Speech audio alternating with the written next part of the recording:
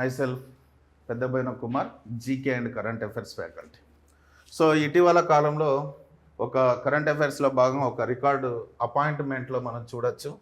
So ఇప్పుడు నూతనమైనటువంటి సైన్యాధిపతిగా ధీరజ్ జనరల్గా, అంటే సైన్యాధిపతి ఆర్మీ జనరల్గా ధీరజ్ సేఠ్ నియమించడం జరిగింది. ఇప్పుడు ఇతను ఎన్నో వాడు అనేది ఇంపార్టెంట్. 31 చీఫ్, 31 ఆర్మీకి 31వ చీఫ్. గతం లోపట ఉన్నటువంటి వ్యక్తి ఎవరు అనేటువంటి దాన్ని కనుక చూస్తే గతంలో ఎవరున్నారు? ఉపేంద్ర ద్వివేది 30వ చీఫ్ అయితే ధీరజ్ సేఠ్ అనేటువంటి వ్యక్తి 31వ చీఫ్. ఇతను ఇప్పుడు ప్రస్తుతం యొక్క ఆర్మీ సైన్యాధిపతి.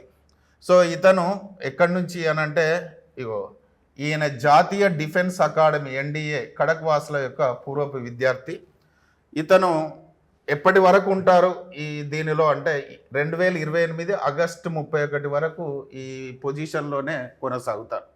తర్వాత వచ్చేసి ఇటీవల కాలంలో కొన్ని రిక్రూట్మెంట్స్ కూడా జరిగాయి. దాంట్లో ఐబీ ఇంటెలిజెన్స్ బ్యూరో యొక్క నూతన డైరెక్టర్గా మహేష్ దీక్షిత్ నూతన అపాయింట్ అవ్వడం జరిగింది.